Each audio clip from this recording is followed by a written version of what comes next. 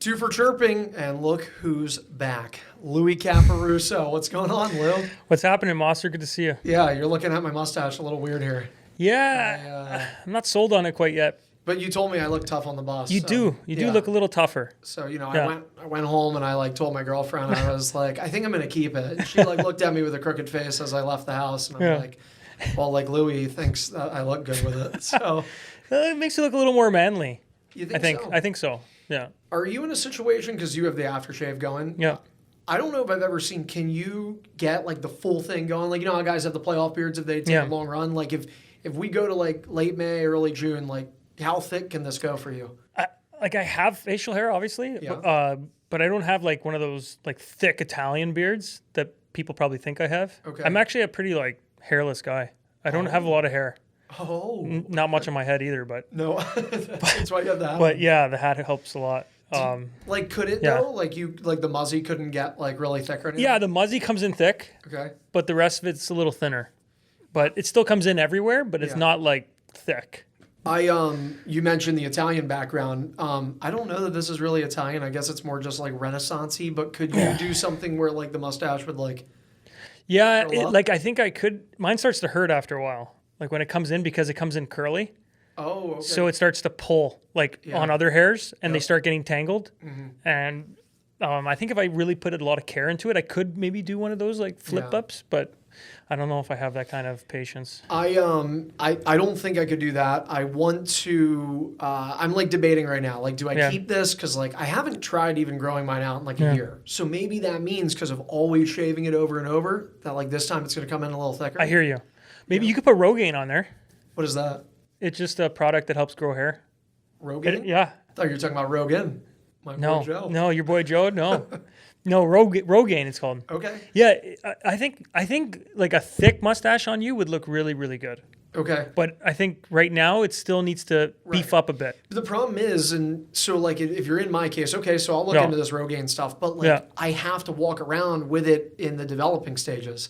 You know what I mean? It's not I can shave it all Friday and come back in with a full thing Sunday or Monday. So I hear you. I'm debating, man, because and you know this, I've been trying to do some on-camera stuff, and I know. I think we did a ringside interview earlier this year. Yeah. Right? By the rink during warm-ups. Mm-hmm. I thought that was kind of cool. A lot of people like that stuff. I like that a lot. So I'm trying to do that to beef up my portfolio, but even with some of these pod clips, I actually used one that you and I had from last summer, but I don't know if I can with this current mustache. That's the thing. Do I sacrifice a week worth of, good reps on camera for the muzzy? I think you got to go long term. What are you going to think of long term? What do you want to look like long term? And then you go with that. And then you go through the growing pains. Do you think if you get a good mustache that it helps with a bad hairline? Asking for a friend. I know. Yeah, me too. I hear what you're saying. I think it can actually. Yeah. I know some guys are they're really bald and then they just grow a beard out and they kind of well, it's here now. Yeah. So. Do you think that, and this is kind of putting you on the spot, but you're a veteran, you're a leader, so I feel like you can comfortably speak on this. Are you and I in better shape than Passy, you think? Or is Passy in better shape than I don't know if I want to really throw him under the bus to the public, but he's a great guy, dude. He was on the podcast. It's not like it's a okay. secret. Yeah, I mean, for an hour. I love Josh. He's a great person. I love Josh too. See, and I think he's in trouble. I think that hairline's in trouble. I don't know if I'm in better shape than he is, but I have a little more of an excuse because of my age. Yeah, but when he walks around, he's like, I'm 26. You're like, I love the kid. I just love him. He is a great guy. There's not many of us in that room, so we stick together. Yeah. The big foreheads stick together. Yeah. Him and I stick together. I got his back. He's got my back. You're in that crew. I think I have a good rapport. You're in with that both crew. of Yeah. Us three, we're in that crew. We stick together. Yeah, and I have tried to give both of you a platform here because if you guys can, we have to bring awareness. It's not only awareness, man. Yeah. It's thinking for the future because the three of us I think are also actually very good on air. I'm not trying to pat myself on the back, but I got this job because I think I was decent enough that they wanted to hire me to do play-by-play. But you and Josh have been great on the podcast. That's why we're bringing you back. Yeah. You're great talkers. So the full circle moment here is maybe the three of us end up in a booth someday. You know, Wow. hey man, you got to stop playing at some point, right? Yeah. I'm not trying to rush it. He's put a pair of glasses on before, and he looks just like you when he puts the glasses on. Have you seen that? Give him my glasses? He looks just like you. I have not seen him put glasses No? on. No. He does an impression of you. You've never seen him do he the impression? doesn't. Yeah, you've never seen that? Maybe I don't know. Well, he'll be. I'm trying to think of what he says. Allie does the same thing. Okay, but the difference is Josh looks like you a bit. A little bit, yeah. Yeah. I would agree with that. Although, no, I'm not going to go there. We don't need to. The difference is there's. I'm going to continue just putting guys on the spot. If Passy did that, I would appreciate it. I'm a little like, after this conversation, when I see him tomorrow, like I'm going to say, hey man, like I heard you make some good jokes. And he'll be like, yeah, you thought so. He'll do it in front of you. And then that's what I'm going to say. I'm going to say, do it in front of my face. You know? Act like you're serious about it. Yeah, I will. You know, the difference is Allie's or Sean Allen, he'll do the same thing. I don't think and this is whatever, I'm just calling it out. Like, my voice is raspy, right? Like somewhat. Yeah. It's not congested or nasally at all, at least in my opinion. I don't think I sound like that. You think I do? Wow. A little bit, maybe. I never thought that. A little bit. Okay. And I'm not one to talk. My wife makes fun of my voice all the time. I don't think you have a bad voice. It's a little high pitched. Is mine high? Oh, right there it was. Mine high? Mine high? Mine high.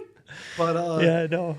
I don't know. I guess I never thought. Maybe you're opening my eyes to a new world about myself. I think you're doing great, man. You know? I wouldn't critique yourself too much. You're fine. See, Allie pinches his nose and I was like, I'm Andrew Mossbrooks. And I'm just like, bro, that's not me. Well, Allie probably needs to do that because he has such a deep voice. Okay, maybe that's fair. That's fair. Allie's one of very few words, though. He's, yeah. You know. Yeah. He's just... He tells you how it is. Yeah. You know? He does, doesn't he? Yeah, there's different personalities in the room. Yeah, I don't like it. Some guys talk more than others. I don't like it. You don't like it, eh? No.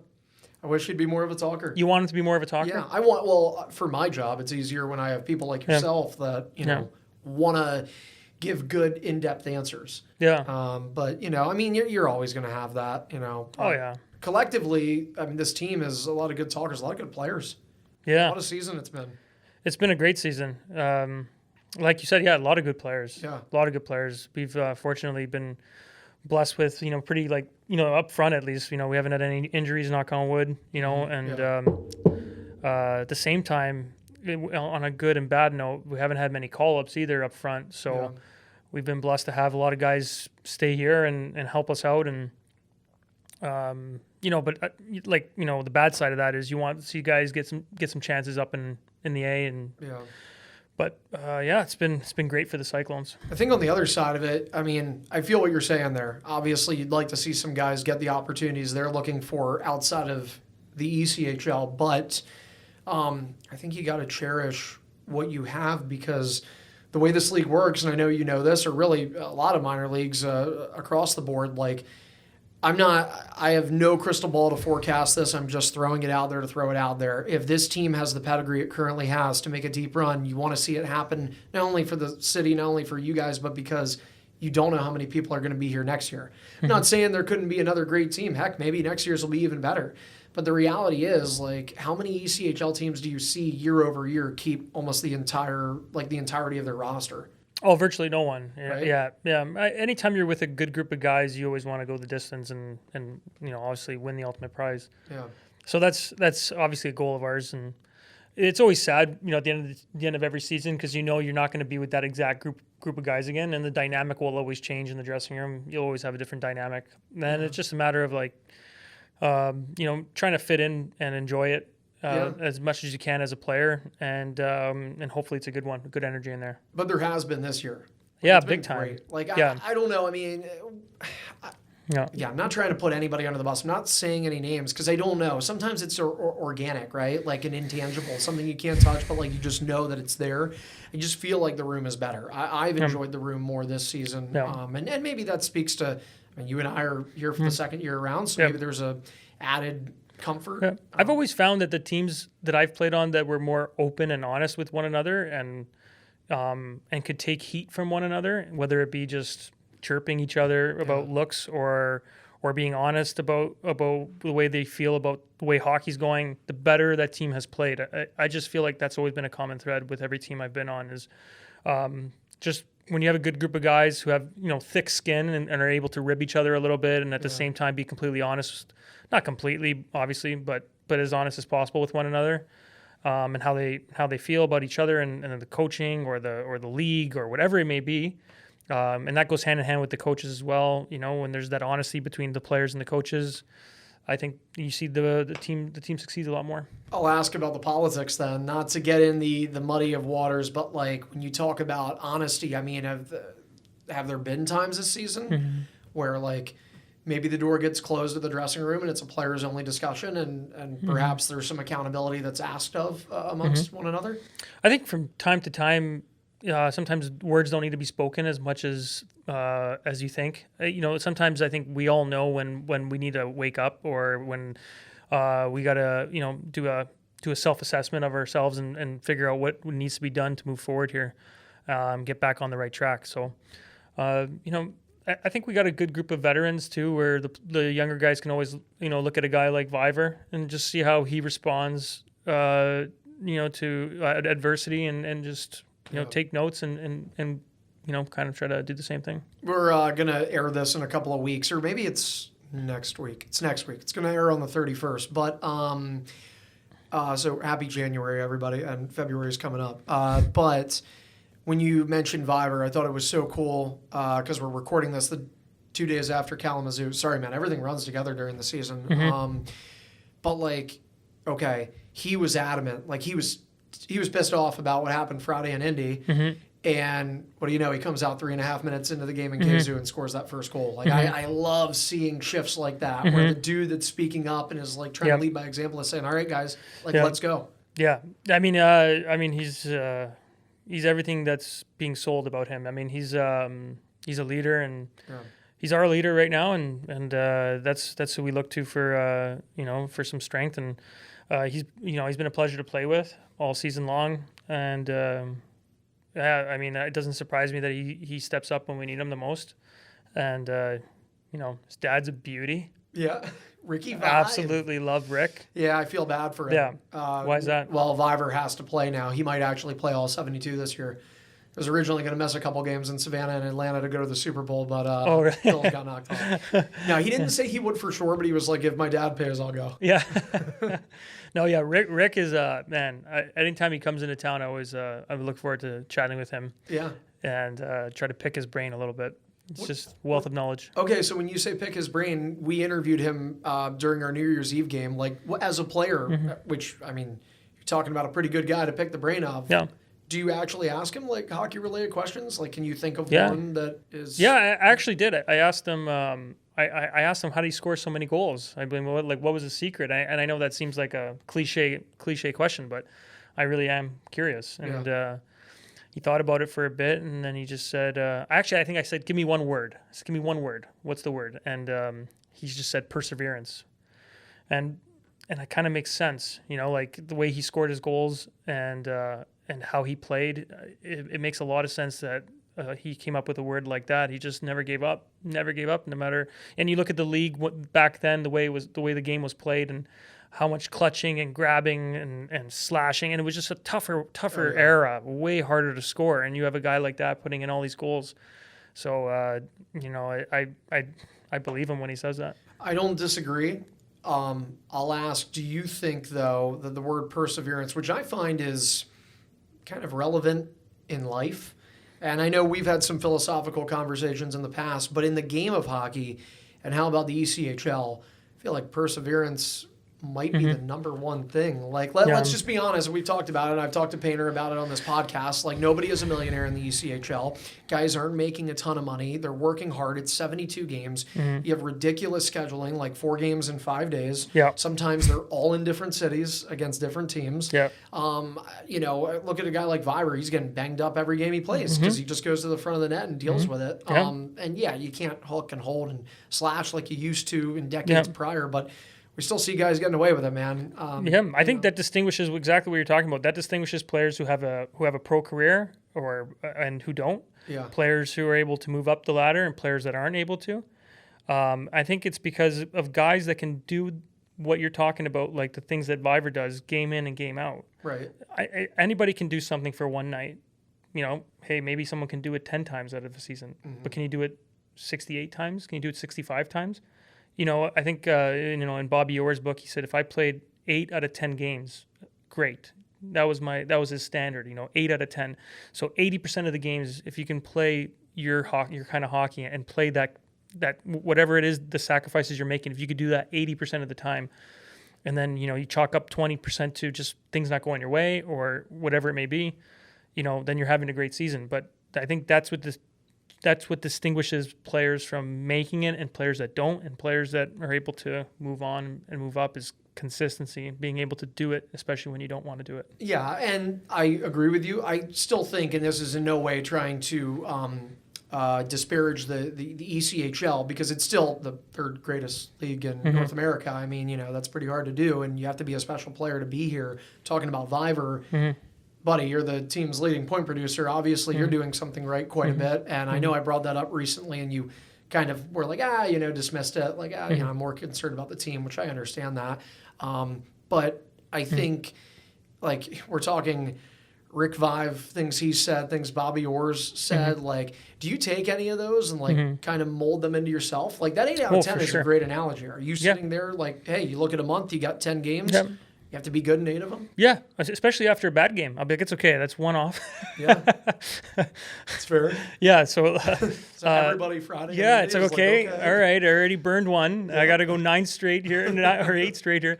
Yeah, 100%. I'm constantly. I mean, I asked Rick that last time I saw him. And there's nothing stopping me from asking anyone else who I look up to in the game of hockey for advice.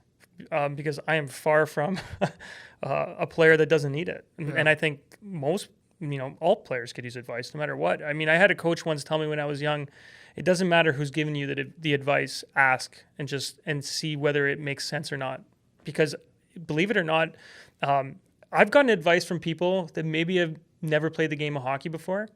And I took it and I listened to it with open ears, and it actually made sense. Really? Yeah. Yeah, I'll take advice from my mom, or, she's never played before. Yeah, of course. I'll take advice from my dad, but he's played, but what I'm saying is, like, it's amazing when you get a fresh set of eyes on a hockey game, like the way they're able to see things. Because sometimes we're so into the game that we don't see the forest for all the trees, just to use a quote, but like that's what it is. I mean, I think you're constantly getting better. You're trying to always improve, and I've been blessed to play with some great players this season, as I did last season. And I've been put in a good situation, and I've been given a ton of opportunity.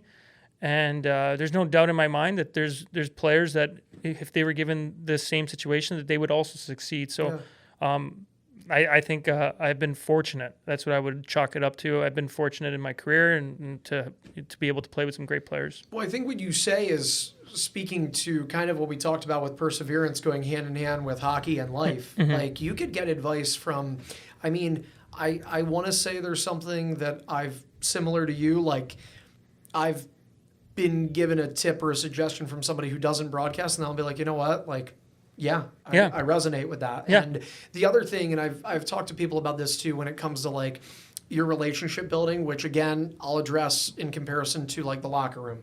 You're in pro hockey for a couple of years, you're gonna maybe see 100 or more different bodies go through your room, and I think it's so fun when you hear all the different walks of life and perspectives and experiences in life that shape who people are as individuals and what their beliefs are and what their self-culture is.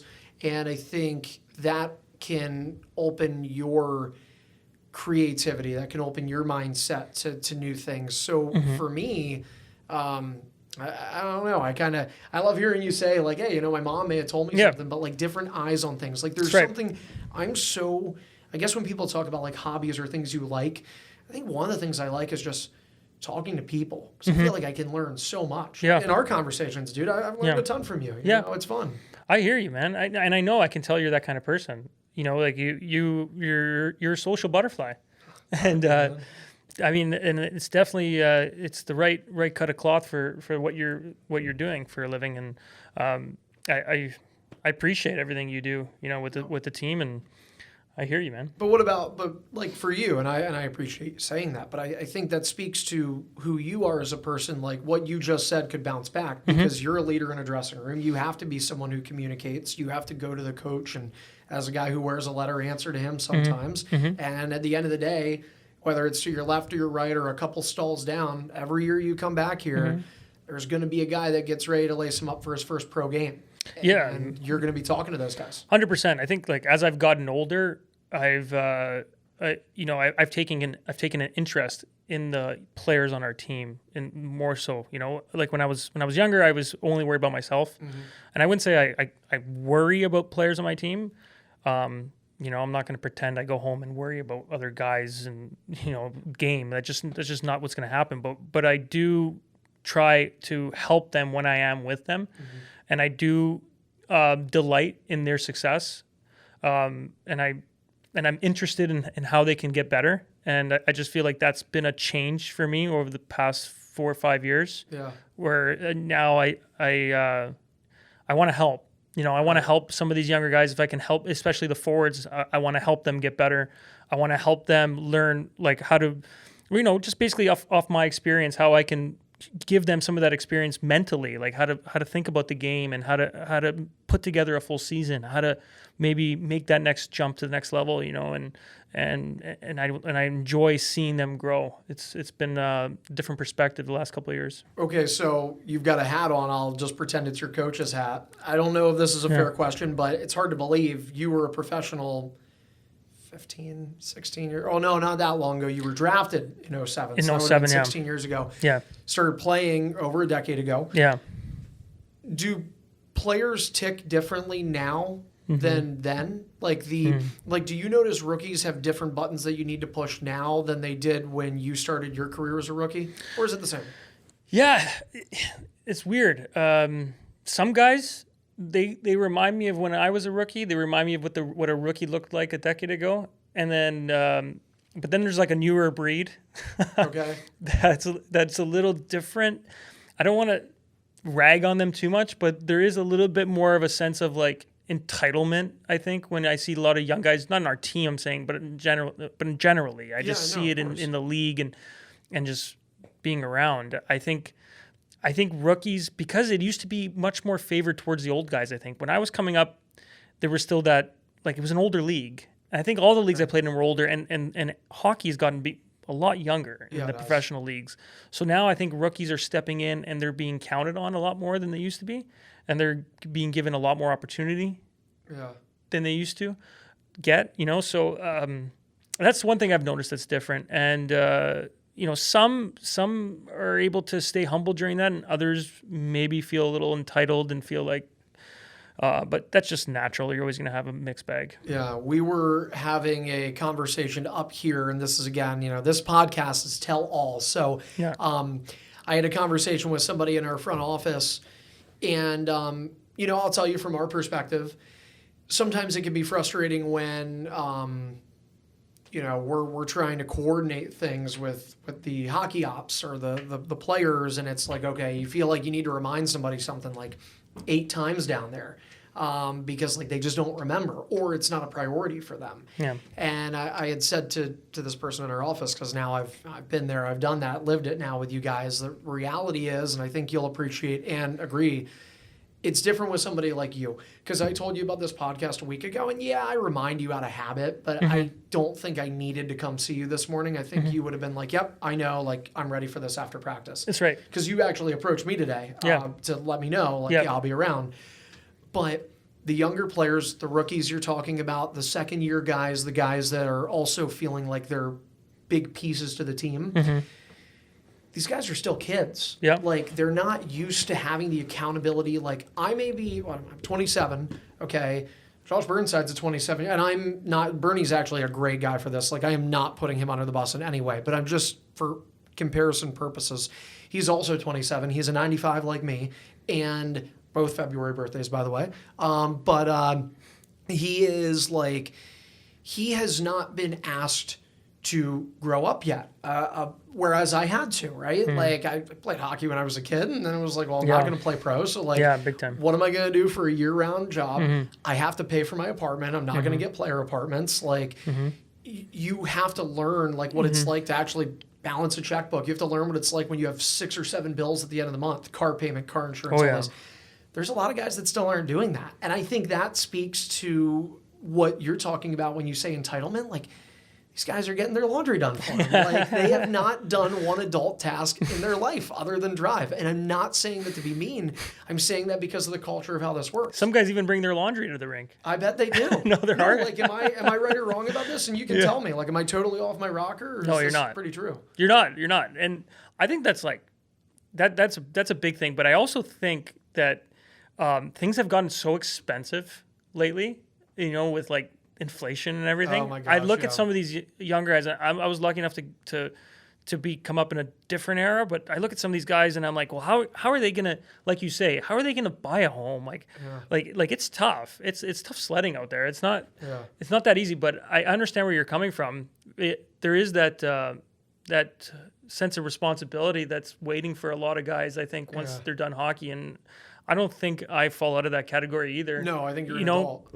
But we all like, I mean, hockey players, as hockey players, we do have some perks for sure. And maybe in from some respects, world-wise, we're not, we haven't been able to make that jump into taking that responsibility like you're talking about. Yeah, but now at your age, and I think it's the difference between a young hockey player and a veteran, somebody who has been around the game, because, dude, you got a wife, you got kids, which we're going to talk about in a little bit because something I didn't know about. But there's this, like, at the end of the month, Louie, like, you're talking to your wife about, like, okay, what's, I'm sure you guys know. Oh, I talk to her all the time. She just doesn't seem to hear it, though. No?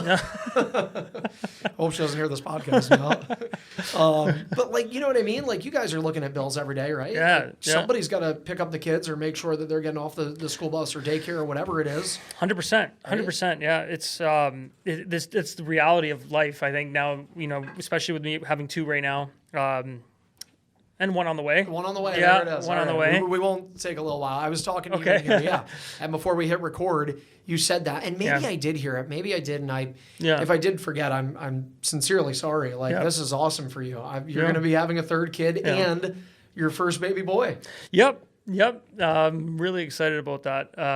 It's they're a blessing. Every single one of them, and they're my life. And if it was up to me, I'd have 4 more. But my wife says I think we might be stopping at 3, but we'll see. Can I ask you, was there like a goal? Because I hear couples talk about this all the time, and I'm not at that stage of life, but I look at each year that goes on. I'm like, I'm gonna have to be there at some point. Like, are you, like, did you and your wife sit there and say, like, we want to have a boy? Would you not have cared? Like, if you would have had, talk about having more kids, if you would have 5 daughters and no sons, like, I'm sure obviously you love all of them, but like, was there a part of you or a part of her or a part of both of you that really wanted a son? That's a good question. My wife is like, man, she's strange. She just knows right away.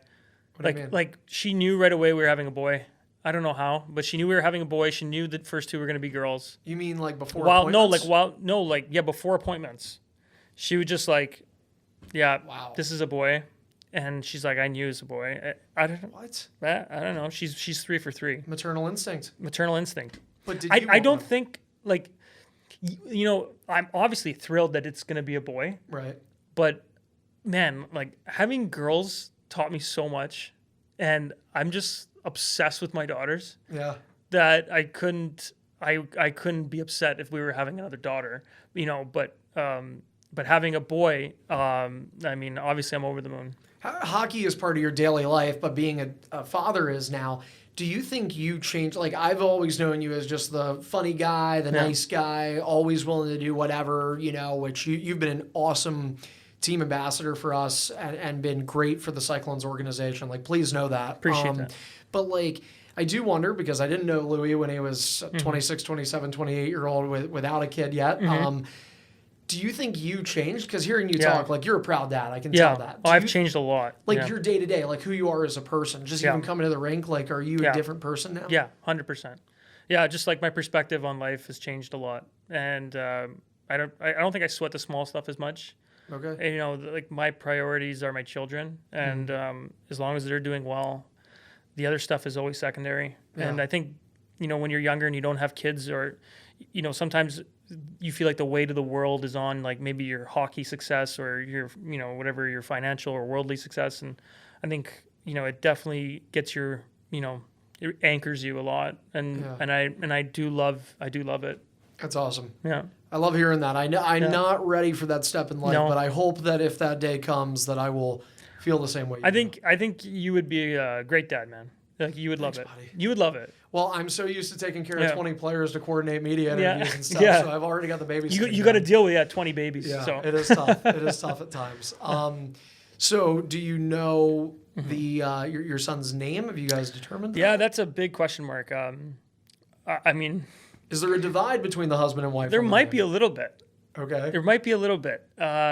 She's been throwing some terrible names out there lately, but what's the name? I don't even want to say some of them, but for Lincoln, Matt, Josh. No, then now she's maybe it's just the hormones, certain times, but but no. I think we have like a list of 5 to 10 names. I think Louie's on there though. Is it? Yeah, it would be Louie the Third. Okay, so your dad, who I also want to talk about because I feel so freaking bad. I imagine your dad is going to watch or listen to this. Like he might not. Please tell me he's coming to another game. He probably will.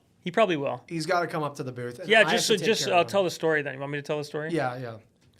So my dad met up with you after a game, and you said to him, "I want to grab you for an interview tomorrow.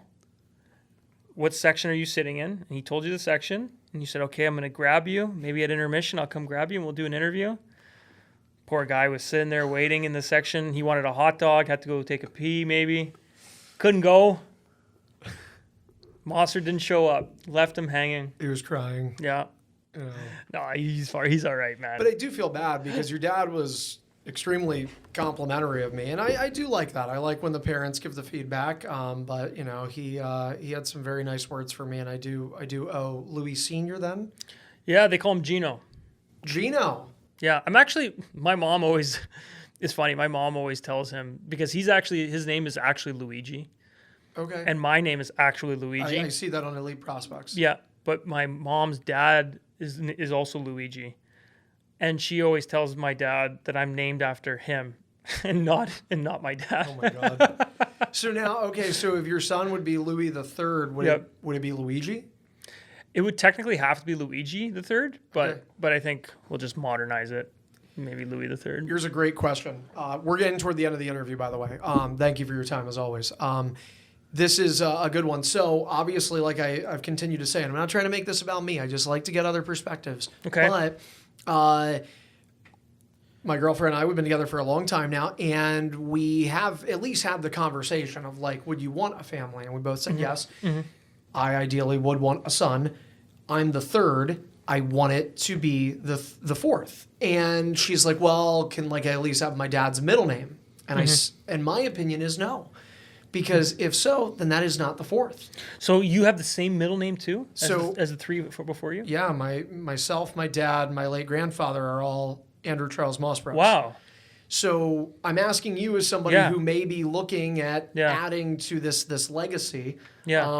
That like to you, if it's Louie Caporusso, like do you and your dad, do you share the same middle name? No, we don't. You don't? No. But you are still recognized as Junior. I think I'm still recognized as, I'm in the line, though. I think just the first name's good enough. Okay, but, when I say recognized, like on your birth certificate. No, it doesn't say Junior. See? Does yours say the third? Yeah. It actually says the third? Yeah, so in my head, like the fourth is so cool. Because it's a big number. Does it ever get that far. Yeah, I know. That'd be a big number. You get the IV with the Roman numeral and stuff. That'd be a big number. Yeah. What do you got for me, Braden? Nothing. I clicked off, actually. I was still on from before, so I just turned off. So we're just going to have to, like, cut out your breathing? Yeah. That'll be fun. Yeah, that'll be fun. Everybody has to listen to me. I love it. When is this guy going to wrap it up?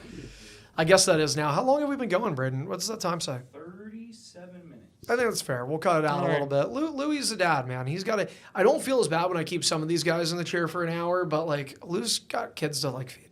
You know, I do have kids to feed. Are either of your daughters like in kindergarten, like they at school? Yeah, they're at school. Older one's at school. Okay, what grade is she in?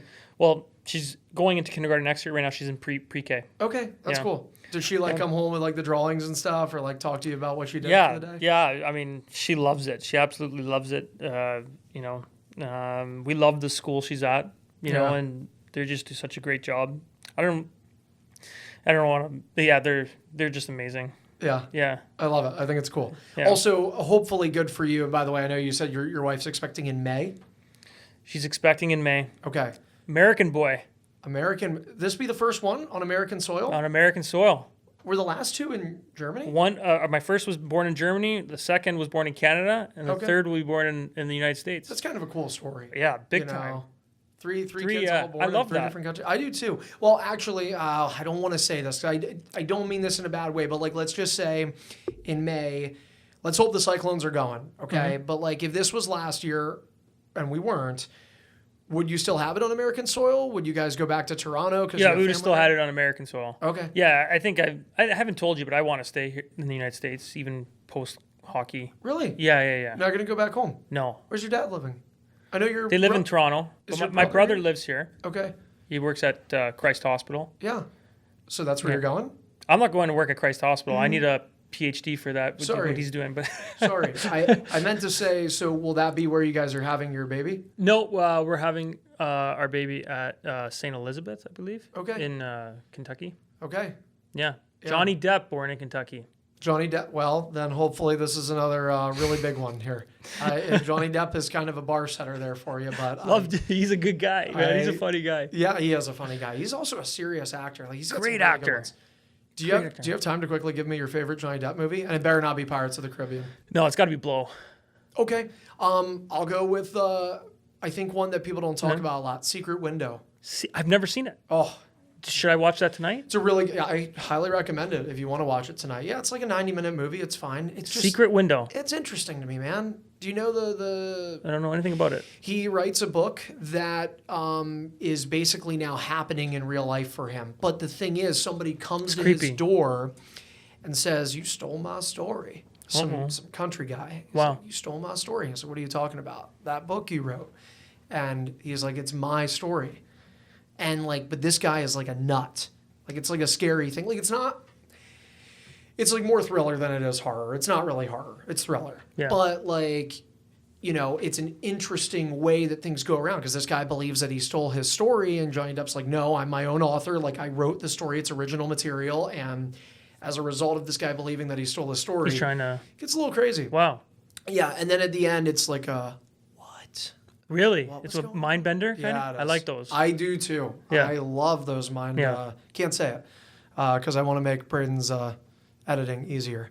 A mind, you know what? They talk about that. Yeah. So, all right, Lou, we got to let you get out of here, man. Monster, thanks a lot, man. Yeah, thank you for being on here as always. I appreciate it, and good luck with the rest of the season. And hopefully, sometime next season or in the summer, we'll have a podcast and talk about the birth of your son. Yeah, that'd be awesome. Yeah. We'll get him on the podcast for a bit. Maybe just a quick cameo. Yeah, 100% we can do that. We bring the whole kids in here. We turn that into like a multi-seat couch. Yeah, maybe they should be in at the start. The Caporusso family. Yeah, at the start. I love it, yeah. And then we can kick them out. Okay. After they've destroyed this place. Yeah, that's true. The kids, you would have to remove a lot of this stuff. Hey, man. Yeah. I didn't put any money into it. All right, thanks, Lou. Thank you, buddy.